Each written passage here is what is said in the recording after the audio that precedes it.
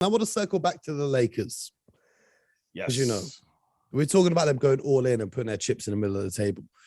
They went and traded for Russell Westbrook, which was surprising because they were moments away from doing a deal for Buddy Hield from the Sacramento Kings to give that roster some shooting, which looking back on it retrospectively might have helped them a little bit more. And Alex Caruso, who they should have re-signed, but they didn't want to pay the luxury tax for, went over and took his talents to the Windy City in Chicago, a place that you know all too well. But let's talk about an LA native that's not Russell Westbrook. Let's talk about Compton's finest, Mr. DeMar DeRozan, because that boy has been on a tear. The first player with back-to-back game winners in back-to-back days ever. Closed 2020, 2021 with a buzzer-beating game winner. Starts 2022 with a buzzer-beating game winner. He's not the first player to do it in back-to-back games because the great Larry Bird did it on the 27th and 29th of January, 1985. But on back-to-back days, that's something special. So, you know, I think it's clear. We're going to talk about all-star players later this week. It's clear that DeMar DeRozan is an all-star. But you texted me the other night and you said, put that man in the MVP conversation. Yeah. The Chicago Bulls at the top of the Eastern Conference, 24-10, have surpassed everybody's expectation. Shout out to the coaching staff and the front office in Chicago, but more importantly, shout out to the players, not just DeMar DeRozan. Zach LaVine has been playing amazing basketball. Nikola Vucevic got off to a little bit of a struggle at the start, but he's fitting right in. You know, Alex Caruso, he's not just a cult hero now because he's the bold white guy that's just there doing things. He's playing excellent defense. He's getting out in transition. Lonzo Ball living up to almost everything that his dad promised. Listen, I'm loving the Chicago Bulls. Even Kobe White. If you look at Kobe White over like the last 6 games, he's averaging 20 points. So they still got to get Pat Williams back healthy. But talk to me about the Chicago Bulls and in particular, that man who, BJ, I've got to do this right here. We've got to lay to rest one of my favorite nicknames in the NBA. Who's that? RIP. This nickname no longer exists. It was buried 4 days ago. I laid this nickname to rest. RIP to DeMar DeRozan. He will now fully be known as DeMar DeRozan from here on out because those demons of the fourth quarter and potentially those demons of the second round of the playoffs, they seem to be long gone. But talk to me about DeMar DeRozan and the Chicago Bulls, your former franchise. Well, you know, I'm really happy for the Bulls because the Bulls put a lot of emphasis this year into free agency. And they signed, of course, Lonzo Ball, which was a big pickup for them. They get DeMar DeRozan. I think it was kind of unexpected. He became available. Yeah. To everyone's surprise. Even to his surprise, he thought he was going to the Lakers. Yeah, I think he was surprised. And there was a lot of skepticism when he signed with the Bulls because the big question was, how will Zach LaVine and DeMar, a.k.a. DeMarvelous. Hey, that's a better nickname. DeMarvelous, that's what they're calling him now in Chicago, all my people up there. Mm-hmm. How was that going to fit?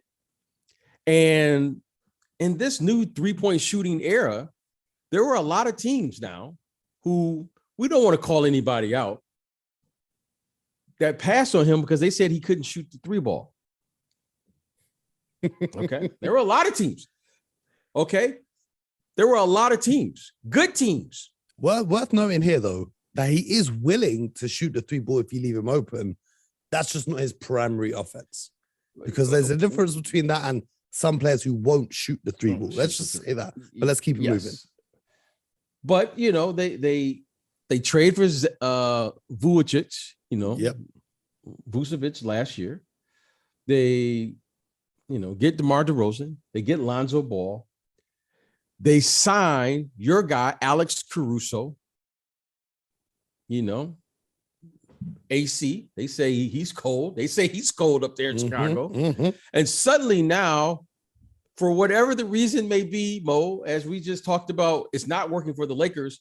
Well, it's the exact opposite for the Bulls. It's working for the Bulls. And they went all money in. And DeMar DeRozan is going above and beyond what we expected. I mean, DeMar DeRozan, when you say turn back the hands of time, this is the young DeMar DeRozan that we saw up in Toronto. Is this the best season of his career? Arguably, that's what I was going to say, Mo. Arguably, this is the best stretch of basketball I've seen him play ever. Yep. And he's been an all-star. He's been, one of the best at his position for years to come. For years, I mean, in the past. And suddenly now, I'm putting him in the MVP conversation. He's playing terrific basketball. They have the best record. Okay. How far are you putting him in that MVP conversation, though? Because he's in the top 5 without question. Because right now there's so many guys, though. There's Giannis, Steph, KD, Jokic, DeRozan. LeBron deserves MVP shouts because no, you can't say LeBron. He's in the conversation. I'm not saying he deserves to win it. Stop it. He's in the conversation. Stop it. He's not in the conversation. Stop it. If Jokic is in the conversation, why is LeBron not in it? They're both on 500 teams. They're both on 500 teams. I'm not saying he's going to win it, but we got to give that man some respect. He's putting up damn near 30 a night, almost a triple-double every night. It's not his fault. His team. I watch Laker games. I watch his teammates break shots after shots after shots. Let's respect that man. Let's respect, because if we're gonna put Jokic in it, why are we putting LeBron in it? Mo, stop it. Look at Jokic. Look at his numbers. Look at the consistencies which he's had from last year to this year. LeBron's he's got a good stretch. His last 5 or 6 games, I give it to him. Terrific. He's put up MVP caliber numbers over the last 5 or 6 games. I'll give him that. But we're talking about MVP this season. Steph Curry. Okay. Season ends right now. Who's your top 3 in order?